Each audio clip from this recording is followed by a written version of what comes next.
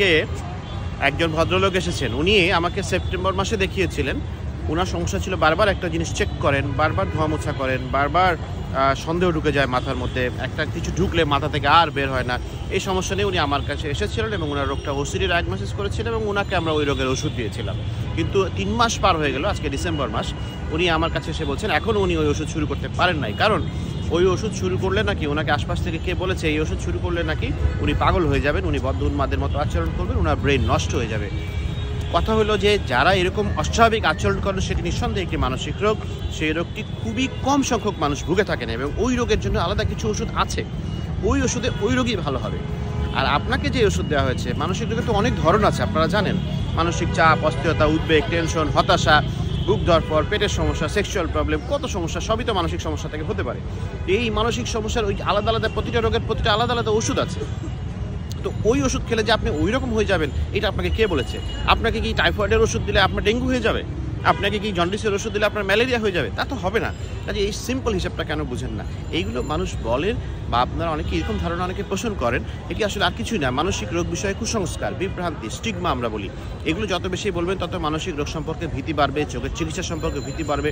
মানসিক রোগ নির্মূল করে আমরা যে ভালো একটা সমাজ গঠন করতে চাই, ব্যক্তিগত পারিবারিক জীবনকে সুস্থ সুন্দর করতে চাই আপনাদের, বা সেটা আসলে আমরা পারবো না। এরকম কথা ছড়াতে থাকলে আমরা আগাতে চাই, আগাতে পারবো না, আমরা পিছিয়ে যাব। মানসিক স্বাস্থ্য আরও অবহেলিত হবে। সব মিলিয়ে আসলে লসটা কিন্তু আমাদের পুরো জাতিরই লস, পুরো সমাজেরই লস, ব্যক্তিগত পর্যায় থেকে শুরু করে রাষ্ট্রের পর্যন্ত লস আসলে। কাজেই না জেনে না বুঝে বিশ্বে বড় বড় গবেষণা আছে, সেই গবেষণাগুলোকে উপেক্ষা না করে আপনি বিভ্রান্তিকর তথ্য ছড়াবেন না। তাতে আপনার ভালো, আমার ভালো, সমাজের ভালো, দেশের ভালো, সবারই ভালো। এখানে বিজ্ঞানকে একটু মেনে নেওয়ার চেষ্টা করতে হবে। প্রত্যেকটা রোগের আলাদা ওষুধ আছে, সেই ওষুধের উপর গবেষণা আছে, গবেষণা থেকে ওষুধগুলো বানানো হয় এবং সেই গবেষণা পড়াশোনা করেই আমরা ওষুধগুলো আসলে রোগীদেরকে প্রয়োগ করি। কাজেই ভয়ের কিছু নাই, আপনারা নিশ্চিত থাকতে পারেন এবং আপনারা বিভ্রান্তি ছড়াবেন না, সেটাই আমি আশা করছি। সবাই ভালো থাকবেন, সবার জন্য অনেক অনেক শুভকামনা। আসসালামু আলাইকুম, অনেক অনেক দোয়া, ভালো থাকবেন।